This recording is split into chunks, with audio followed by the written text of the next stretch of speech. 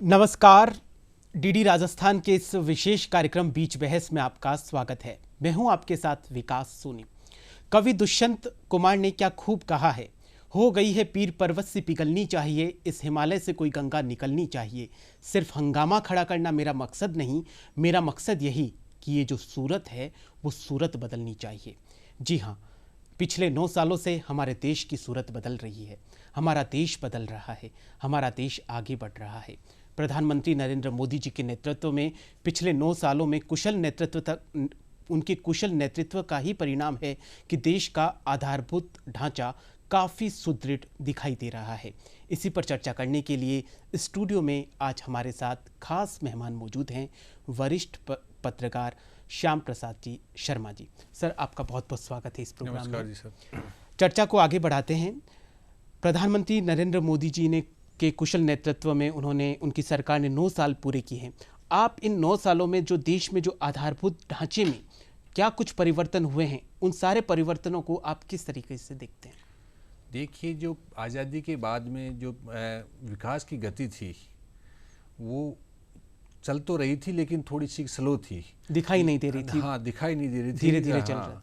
लेकिन जब प्रधानमंत्री नरेंद्र मोदी ने सत्ता संभाली, उसके बाद में उनकी जो विज़न आया, तो उसमें उस विज़न से उन्होंने उसकी रफ्तार तेज़ की और उन्होंने जो नए, सबसे पहले उन्होंने जो इंफ्रास्ट्रक्चर है उस पे जोर दिया कि अपनी परिवहन व्यवस्था कैसे सुधरेगी, सड़क व्यवस्था, जो ट्रेन की व्यवस्था सुधरे, ताकि जो विकास विकास की दूरी एक तरीके से यातायात से होते हुए गुजरती है। हाँ, गुजरती है, तो लोगों की सुविधा रहे। तो इसके लिए उन्होंने सबसे भारतमाला प्रोजेक्ट, वंदे भारत, गति शक्ति प्रोजेक्ट, ऐसे कई प्रोजेक्ट उन्होंने लॉन्च किए। और उसको सबसे बड़ी बात यह है कि ये सारे जो प्रोजेक्ट उन्होंने लॉन्च किए, तो उसको तय सीमा के अंदर उन्होंने उसको पूरे किए। सबसे पहले इन्हीं प्रोजेक्ट के बारे में उन्होंने सोचा। आपको क्या लगता है इसके पीछे उनकी क्या मुख्य वजह रही होगी? सर, जो विकास की जो है, जो मेन मानते हैं उसको सड़क मानते हैं, कि क्योंकि सड़कों का जाल होगा तो कोई आदमी बीमार होगा गांव से या एक कस्बे से दूसरे शहर में वो आसानी से जा सकेगा। आम आदमी की कनेक्टिविटी ही नहीं है, बिल्कुल इम्पोर्टेंट हो जाएगी उससे। तो सबसे पहले उन्होंने अपने विजन के अंदर इस चीज़ को लिया। क्योंकि हमें आज़ाद हुए 75 साल हो गए, लेकिन आज भी हमारे देश में कई जगह ऐसी है जहाँ पर रेल यातायात नहीं है, जहाँ पर बस नहीं जाती, जहाँ पर यातायात की कोई साधन नहीं है। तो सबसे पहले एक तरीके से पूरा विज़न ही इस तरीके से सेट किया गया कि पहले एक स्थान से दूसरे स्थान जाने के लिए हमारे पास में आवागमन के साधन तो अवेलेबल हो। आवागमन के साधन अवेलेबल के साथ ही उन्होंने जो बड़े शहर हैं उनको किस तरह से जो एक एक दो दिन में जहाँ पर पहुँचा जाता था, तो उस जो समय वहाँ पर जो डिस्टेंस को पार करने में जो समय है उसको कैसे कम किया जाए। लागत भी ज़्यादा आती, खर्चा भी ज़्यादा आता था। पेट्रोल, डीजल, आदमी जो मैन पावर है कि 2 दिन वो बस में ही चलेगा या कार में ही चलेगा, तो उसकी जो आउटपुट है ना वो इतना नहीं मिल पाएगा। तो उसके सबसे पहले उन्होंने उसी चीज़ को सोचा कि जो कनेक्टिविटी है ना बड़े शहरों की, कनेक्टिविटी बढ़ानी बहुत ज़रूरी है। बढ़ानी बहुत ज़रूरी है। कनेक्टिविटी ज़रूरी बढ़ जाएगी तो आम आदमी का जुड़ाव होगा, वो छोटे शहर से निकलकर बड़े शहरों तक पहुंचेगा, फिर अपने जो भी रोजगार। ऐसे ही उन्होंने रेलवे के अंदर जो वंदे भारत जो ट्रेन चलाई, वो भी मतलब स्पीड इतनी हाई स्पीड ट्रेन कि आदमी एक अपने जॉब के लिए या व्यापार के लिए एक से ऐसे दूसरे शहर में जा रहा है। आजकल सबसे बड़ी चीज समय है, समय का बचाव करना बहुत जरूरी है, शायद इसी को ध्यान में रखते उन्होंने जो पूरा इंफ्रास्ट्रक्चर का जो उन्होंने खाका खींचा और उसको तय समय में पूरा करने के लिए अधिकारियों को, अपने मंत्री को टारगेट दिया, तो वो ही इसके अंदर महत्वपूर्ण था। आपने भारतमाला प्रोजेक्ट का जिक्र किया, इसके बारे में हम समझना चाहेंगे कि ये पूरा प्रोजेक्ट क्या है। तो सर, ये भारतमाला प्रोजेक्ट के अंदर जो पहले वाजपेयी जी की सरकार थी भाजपा की, 1998 के बाद की, तो उन्होंने सबसे पहले शहरों की कनेक्टिविटी बढ़ाने के लिए उन्होंने स्वर्णिम चतुर्भुज योजना लाए वो। अब उसी को उन्होंने एक मॉडर्न करते हुए कि उसमें आपके जो हाईवेज पे कैसे आपके हाईवेज की स्पीड बढ़े, जिसे अपने राजस्थान के अंदर जो दिल्ली मुंबई कॉरिडोर ये है, और एक जो अमृतसर जामनगर है, तो ये 2 गुजर रहे हैं। तो आप इन पे जो कई लोग अब देखो आप कि ये जो इनकी जो स्पीड है ना, उनको चारों तरफ से पैक है कि आपके एक्सीडेंट होने के चांसेस बहुत कम है। बिल्कुल। जो रोड साइड जो आपकी फैसिलिटीज़ हैं वो अच्छी फैसिलिटीज़ है, टाइम की काफ़ी बचत हो रही है। टाइम की बहुत बचत है। उन्होंने फिर उसके बाद में हॉस्पिटल भी वहाँ पर डेवलप किए हैं, दूसरी रेस्टोरेंट वगैरह भी डेवलप किए हैं, ताकि उनका जो सफ़र है व्यक्ति का वो बोझ नहीं बने, बोझ भी नहीं बने, आसानी से चलता जाए। एक सबसे बड़ी बात, सबसे ज़्यादा टाइम कंज्यूम होता था टोल टैक्स पे, लेकिन जब से ये फास्टैग आया है इससे टोल टैक्स से भी काफ़ी कुछ निजात मिला है। जो इतनी लंबी लाइन होती थी उस लाइन में खड़ा नहीं होना पड़ रहा है। हाँ, तो ये भी मोदी सरकार की ही देन है कि जो इसको हाईटेक सिस्टम से जोड़ते हुए कि आप है ना जो विद इन जो पहले कुछ टोल पे तो एक आधा घंटे का जाम लग जाता था, अब आप केवल है ना जो 5 सेकंड में पार कर रहे हो आप। तो उस बचे हुए टाइम को आप अपने बेशकीमती समय को कहीं और आप उपयोग में ले सकते हैं। जो सकारात्मक चीज़ें हैं बिजनेस के अंदर या जो आपकी जो सर्विस में है उसको बेटर करने में आप उसको कंज्यूम कर सकते हो, उस जो टाइम है उसको। इसी को ध्यान में रखते हुए 1-2 साल पहले प्रधानमंत्री मोदी जी ने पीएम गति शक्ति योजना लाई थी, जिसका जिक्र वित्त मंत्री निर्मला सीतारमण ने काफ़ी बार अपने स्पीच में किया है।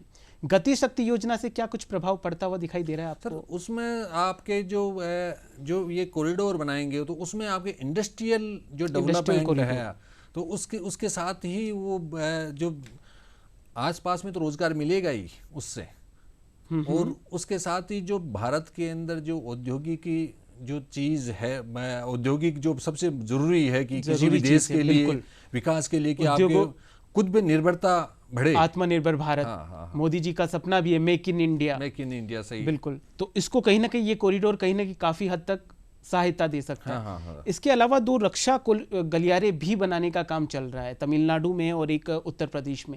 उससे ये रक्षा गलियारे का क्या कंसेप्ट है, इसको बनाने से क्या कुछ मतलब उसका देखो, मोदी जी का अभी जो उन्होंने जो सर्जिकल स्ट्राइक की तो उनका इंफ्रास्ट्रक्चर के साथ ही देश की जो अपनी संप्रभुता है वो किस तरह से कायम रहे, जो आज जो पड़ोसी देश हैं, क्योंकि आप जब आपकी जो रक्षा व्यवस्था मजबूत होगी तभी आपके पड़ोसी आपसे अच्छा व्यवहार कर पाएंगे। नहीं तो आप कमज़ोर होगे, आपकी रक्षा स्थिति कमज़ोर रहेगी तो वो कभी भी अटैकिंग, वो आपको प्रेशर में लाने की हमेशा कोशिश करेंगे। तो पर मोदी सरकार ने ये रक्षा सर्जिकल स्ट्राइक के बाद में अपनी जो डिफेंस है उसको पावरफुल किया। रक्षा क्षेत्र में सुदृढ़ होना बहुत ज़रूरी है।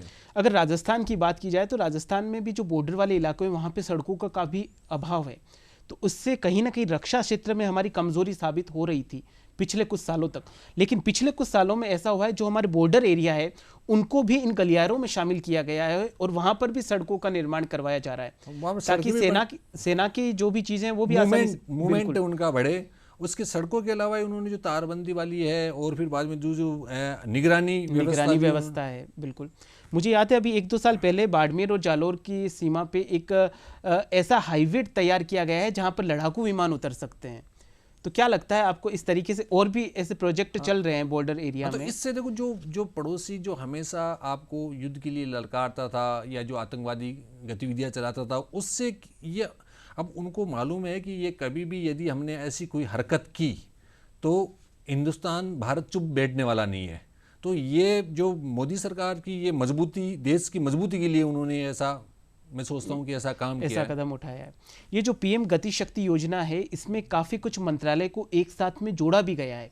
जब तक मंत्रालय एक साथ में मिलकर काम नहीं करेंगे तब तक ये गति शक्ति योजना नहीं होगी।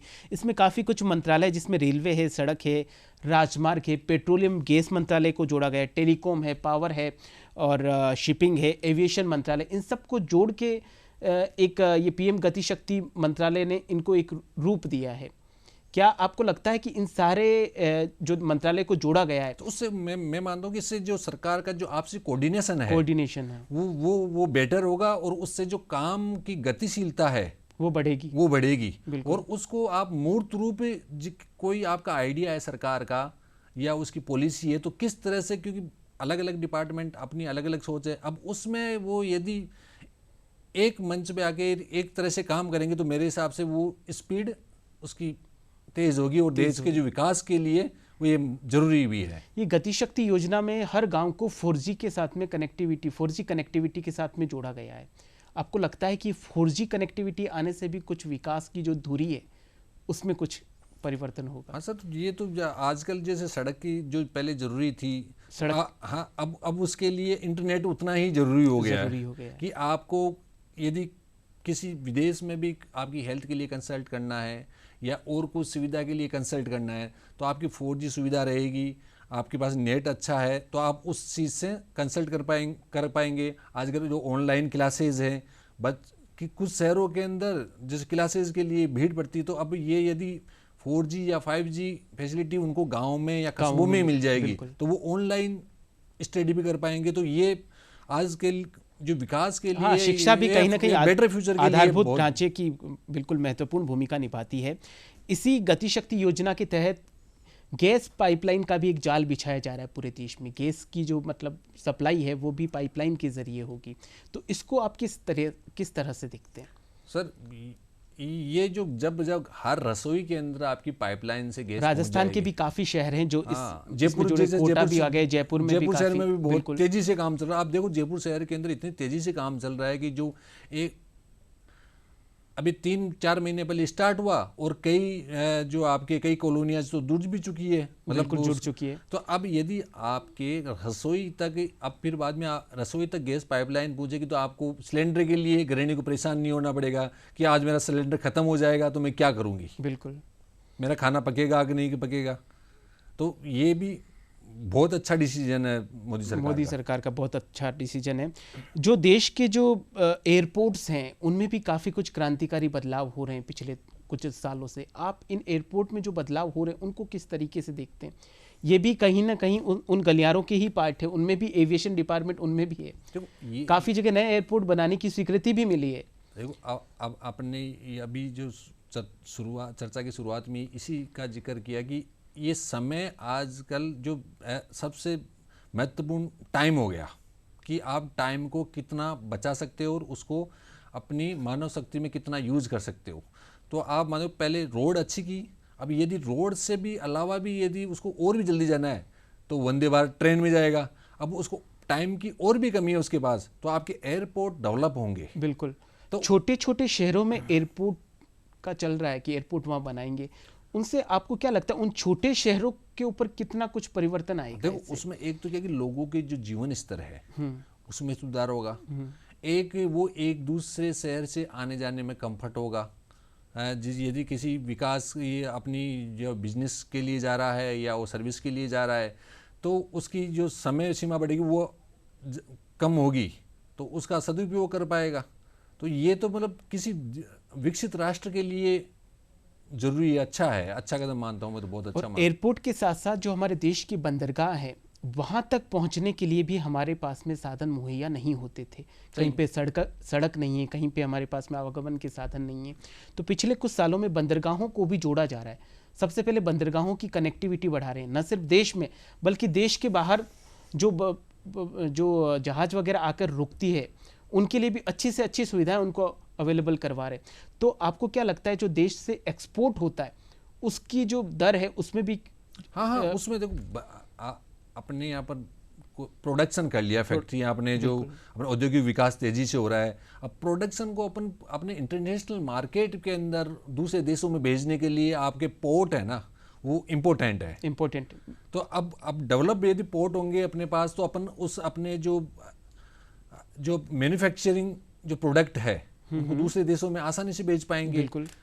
तो उसके लिए ये भी बहुत अच्छा कदम है और उन्होंने बहुत अच्छा काम भी किया है मोदी सरकार ने पिछले 7-8-9 साल के अंदर जो पोर्ट की और नए पोर्ट भी बना रहे हैं, पुराने पोर्ट का जीर्णोद्धार करके डेवलप कर रहे हैं। दूसरा, राज्यों को भी आपस में जोड़ा जा रहा है एक्सप्रेस वे के माध्यम से। तो आपको ये लगता है एक्सप्रेस वे के माध्यम से जो राज्य जुड़ रहे हैं इनमें भी मतलब जो वित्तीय आदान प्रदान है या कुछ हैंडीक्राफ्ट्स हैं और भी चीज़ें उनके जरिए भी राज्यों का उत्थान, यानी एक राज्य का उत्थान जो है वो दूसरे राज्य के उत्थान के ऊपर भी डिपेंड करेगा। आप देखिए ना कि पहले जब ये आपकी भारतमाला नहीं थी या एक्सप्रेस वे नहीं थे तो किसानों को अपने जो एग्रीकल्चर प्रोडक्ट थे, फसल थी, उपज थी उसकी, तो उसकी उस लोकल मार्केट पे डिपेंड रहना पड़ता और था। लोकल मार्केट अपनी मर्जी का वो मालिक अपनी होता था। मर्जी से। अब आज आपके पास पूरा देश मौजूद है और उसके लिए आपके पास बहुत अच्छी सड़कें हैं, ताकि आप स्पीड से आप सुबह की सब्जी जो यहाँ पर आपने तोड़ी है ना, वो आप शाम को दिल्ली या मुंबई या अहमदाबाद, मतलब मुंबई में तो अहमदाबाद तक उसको, क्योंकि आज तक सब ऑनलाइन, जो आपने 4G की बात की, सब चीज़ ऑनलाइन। अब उनको, किसान को मालूम चल जाएगा या फैक्ट्री मालिक को मालूम चल जाएगा कि मेरा जो मैंने प्रोडक्ट है मेरा, वो आसपास जहाँ पर इस जो रोडें बन गई अच्छी भारतमाला में, एक्सप्रेस वे बन गई, या ट्रेन से मैं कहाँ पर 24 घंटे में या 12 घंटे में अपने प्रोडक्ट्स को पहुँचा सकता हूँ, तो वहाँ पर मेरी जो पास का मार्केट है उससे दुगनी रेट वहाँ पर मिल सकती है। दुगनी रेट वहाँ पे तो मिल सकती ये भी एक विकास के लिए महत्वपूर्ण कदम मानता हूँ मैं उस चीज़ को। जून 2015 में प्रधानमंत्री नरेंद्र मोदी जी ने देश के 100 शहरों को चुना था कि इनको स्मार्ट सिटी बनाएंगे। आपको क्या लगता है ये जो स्मार्ट सिटी का जो कंसेप्ट है, क्या इससे कुछ ज़्यादा परिवर्तन हुआ है? इसकी परिकल्पना कहाँ तक साकार हुई है? स्मार्ट सिटी के जो इनकी परिकल्पना थी, उसमें आपकी जो सीवर सिस्टम, आपका वाटर सप्लाई सिस्टम, आपका जो हेरिटेज लुकिंग, आपकी जो पहले जो शहरों के अंदर डामर की सड़कें, टूटी हुई सड़कें होती थी, वो सब सीमेंटेड सड़कें। तो मैम आपके जो CCTV कैमरे, तो उससे आप ये मानो कि क्रांतिकारी कदम वो आए शहरों के लिए, जो कस्बे और शहरों को जो स्मार्ट सिटी में जोड़ा है ना, तो उसके लिए जो तो आम लोगों की एक तो सर्विलेंस बढ़ी है, मतलब वहाँ पर आपके क्राइम रेट कम होने में मदद मिलेगी, आपकी जो सफाई व्यवस्था है वो सुधरेगी। तो ये वहाँ जो लोग वहाँ पर जो रहते हैं, उनके जीवन स्तर के लिए बहुत अच्छा जीवन स्तर भी उनका ऊपर हुआ। बिल्कुल। राजस्थान के 4 शहरों को इसमें जोड़ा गया है, उनको आप किस तरह से देखते हैं, जिसमें जयपुर, अजमेर, कोटा, उदयपुर? अपन जयपुर का उदाहरण लें तो जयपुर एक हेरिटेज शहर था। स्मार्ट सिटी प्रोजेक्ट आने के बाद में उसके हेरिटेज लुक को बरकरार रखते हुए, उसके जो आपका जो 4 दीवारी क्षेत्र था, उसको पुराने ही लुक के अंदर उसकी मरम्मत की गई, सफाई व्यवस्था वगैरह, और वहाँ पर सफाई व्यवस्था सुधारी, उसके अंदर CCTV कैमरे लगाए, सीमेंटेड रोड बनाई, जो डक्टिंग है अंदर सड़क के अंदर, ताकि बार बार रोड को नहीं तोड़ना पड़े, वो डक्टिंग की गई। कहीं पर जरूरत पड़ी वहाँ पर इंटरलॉकिंग टाइल्स लगाई गई। तो आप देखो कि शहर जो आपके जो चौपड़ वगैरह को इनको सुधारा, तो आप देखो निखर के आया है। उसकी लाइटिंग व्यवस्था, आप शाम को यदि उन शहरों के अंदर जाओगे तो वहाँ पर जो टूरिस्ट स्वरूप बदल गया। हाँ, स्वरूप बदल गया, और टूरिस्ट से लोकल इनकम लोगों की और गवर्नमेंट की दोनों की बढ़ी है। पर्यटनों की आवाजाही भी बढ़ गई है और पर्यटन भी ज़्यादा संख्या में आए। और क्या यही कारण है कि G20 जैसे जो शिखर सम्मेलन हो रहे, उनका आयोजन करता, जो अब तक भारत को नहीं मिले थे लेकिन अब भारत को मिल रहे हैं? अभी G20 का सम्मेलन चल रहा है, जिसमें राजस्थान की काफ़ी शहरों में उनका आयोजन किया गया, अलग अलग मीटिंग्स वहाँ पर हुई है। देखिए, मोदी जी के आने के बाद में आप ये तो देखेंगे कि जो विश्व परिदृश्य के अंदर जो भारत को हे दृष्टि से देखा जाता था, आज उसको वही इज्जत और तवज्जो मिल रही है। जो बड़े बड़े शक्तिशाली राष्ट्र थे, वो यहाँ के राष्ट्र अध्यक्षों से मिलना भी, मतलब कई बार ऐसे लगता था कि मिलते 2-2, 3-3, 4-4 साल में मिलते थे एक बार। अब भारत को एक तरीके से अंतिम पंक्ति में रखा जाता था, लेकिन पिछले कुछ सालों में वो पहले पंक्ति में आ गया। बिल्कुल। और ये ऑल ओवर वर्ल्ड के अंदर ऐसा हुआ है कि सभी देश भारत की शक्ति को मानने लगे कि इनके पास एक अच्छी सोच है, ये खुद के डेवलपमेंट के साथ ही जो इनके जो सहयोगी देश हैं उनके डेवलपमेंट के लिए भी सोचते हैं, उनके भले के लिए भी सोचते हैं। बिल्कुल। और काफ़ी कुछ परिवर्तन देखने को मिल रहे हैं, और यही कारण है कि सिर्फ भारत ही नहीं, भारत जो सार्क कंट्रीज है, भारत है, नेपाल है, भूटान है, बांग्लादेश है, इनके साथ में भी सांस्कृतिक रूप से, सामाजिक रूप से जुड़ रहा है। और अभी कुछ महीनों पहले कुछ इनके बीच में कोई यातायात को लेकर कोई समझौता हुआ है चारों देशों के बीच में। तो भारत सिर्फ राज्यों के लिए नहीं है, भारत अपने आसपास के देशों के साथ में भी बहुत वसुधैव कुटुंबकम की भावना से प्रेरित होकर वो अपने रिश्ते बना रहा है। सही, अच्छी बात कही आपने। वो तो, और देखो ये जो पड़ोसी देश हैं भारत के, उनको हमेशा ही भारत ने जो अच्छे देश हैं उनको तवज्जो दी है, उनकी जो सांस्कृतिक विरासत को वो मिलके और उनको विकास के अंदर भी अपने साथ लेके चले हैं वो, और ये रिश्ते कायम है। लेकिन अब मोदी जी के आने के बाद में मोदी जी ने और भी इसमें आगे कदम बढ़ा के उन देशों के लिए हमेशा सहयोग के रहा है, चाहे वो उन देशों के जो साथ में इंफ्रास्ट्रक्चर की बढ़ाने की बात भी हो। बिल्कुल, दूसरे देशों के साथ में अपने रिश्ते इतने अच्छे हैं, तभी जापान के साथ में भी हाल ही में बुलेट ट्रेन को लेके हमारा कोलैबोरेशन हुआ है। काफ़ी देशों के साथ में काफ़ी देशों के साथ में जैसे एशियन विकास बैंक है और भी जो अंतर्राष्ट्रीय स्तर की संस्था है वो भी हमें सहयोग दे रही है। यही भारत की मतलब सबसे बड़ी एक तरीके से सकारात्मक बदलाव है एक तरीके से। देखिए, जो अंतर्राष्ट्रीय परिदृश्य के अंदर भारत जो पहले, अभी मैंने कहा कि पहले इस ऐसे देखते थे कि साहब क्या पता विकसित होगा कि नहीं होगा, विकासशील है, कुछ बदलाव होगा नहीं होगा। लेकिन आज जो मोदी सरकार ने अपने जो कंसेप्ट और आइडिएशन और ये जो विजन को लेकर जो विश्व भर के अंदर उनकी चर्चा रही है, तो उसको लेकर कहीं ना कहीं ये सब देश आज भारत को एक लीडर के रूप में और उम्मीदों के देश के रूप में मानने लगे। यहाँ पर आबादी भी जो है उसको भी उनके मार्केट भी हैं। तो मोदी सरकार ने स्पष्ट किया है कि जब आप हमारे साथ अच्छा सहयोग तालमेल रखोगे तभी हम आपको मार्केट भी देंगे और आपके डेवलपमेंट के साथ भी रहेंगे। नो डाउट, भारत की जनसंख्या सबसे ज़्यादा है तो पूरे विश्व के लिए एक मार्केट भी भारत ही देता है पूरे विश्व को। काफ़ी देशों का इंपोर्ट देखिए भारत के साथ में बहुत ज़्यादा है, क्योंकि वो प्रत्यक्ष और अप्रत्यक्ष रूप से भारत पे ही टिके हुए हैं। और शायद यही वजह है कि भारत में जो भी आधारभूत ढांचे के विकास के लिए जो राशि जुटाई जा रही है वो जो अंतर्राष्ट्रीय संस्थाएं हैं वो बेहिचक दे देती है। एक समय था जब बिल्कुल नहीं देती थी, सही है, हिचकिचाती थी कि क्या पता भारत इतना कुछ कर पाएगा या नहीं कर पाएगा, लेकिन अब उनको एक नया विश्वास उनमें जागृत हुआ है। हाँ, मोदी जी के विजन के कारण ये तो वो मान ही गए ना कि 9 साल की सरकार के अंदर जो देश में कितना बदलाव हुआ है। और सबसे बड़ी बात जो एजेंसी अब आगे इसलिए आ रही है कि शुरुआत के अंदर मोदी सरकार ने खुद के दम पे जो विकास की रफ्तार है ना वो तेज की, खुद के दम पे विकास तो उन्होंने मान लिया कि यदि अपन नहीं भी देंगे तो ये अपने आप तो खड़े होंगे, क्योंकि कंसेप्ट ही इस तरीके की मेक इन इंडिया है, स्किल इंडिया डेवलपमेंट है। एक समय था जब हमें पक्की छत नसीब नहीं होती थी, लेकिन जो प्रधानमंत्री आवास योजना चल रही है उसमें देखिए आप, मतलब 2.5 करोड़ परिवार ऐसे हैं जिनको प्रधानमंत्री आवास योजना के अंतर्गत उनको पक्के मकान मिले हैं। आप ये मानिए कि उन परिवारों की रहन सहन, उनका जो कॉन्फिडेंस है ना, पहले जो कच्चे घर में एक आदमी व्यक्ति रहता था उसका कॉन्फिडेंस डाउन रहता था। अब सरकार ने उनको जो पक्का मकान दिया है तो उनका कॉन्फिडेंस लेवल बढ़ा है, उसकी आधी समस्या तो वैसे ही हल हो गई। वो पढ़ाई की तरफ मतलब दूसरे जो और अपने जो जॉब के तरफ उनकी तरफ वो ध्यान देने लगे। पहले आदमी सारा जीवन एक पक्की छत के निर्माण के सपने के अंदर ही निकाल देता था कि मेरा मकान बनेगा कि नहीं बनेगा। अब मोदी सरकार ने उनका ये सपना पूरा किया तो उनको अब आगे की सोचनी उतना तो सरकार ने कर ही दिया।